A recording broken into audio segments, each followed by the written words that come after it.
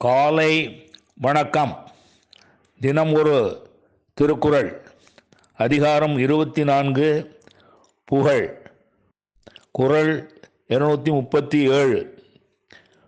புகழ்பட வாழாதார் தன் நோவார் தம்மை இகழ்வாரை நோவது எவன். மீண்டும், புகழ்பட வாழாதார் தன் நோவார் தம்மை இகழ்வாரை நோவது எவன்.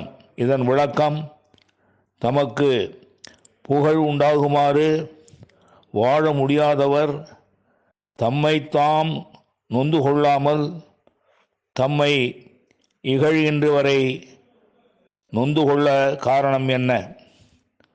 அவ்வாறு ஒருபோதும் நொந்து கொள்ளக்கூடாது என்பதை புரிந்து கொள்ள வேண்டும். மீண்டும், தமக்கு புகழ் உண்டாகுமாறு வாழ முடியாதவர் தம்மை தாம் நொந்து கொள்ளாமல் தம்மை இகழ்கின்றவரை நொந்து கொள்ள காரணம் என்ன? அவ்வாறு ஒருபோதும் நொந்து கொள்ளக்கூடாது என்பதை புரிந்து கொள்ள வேண்டும்.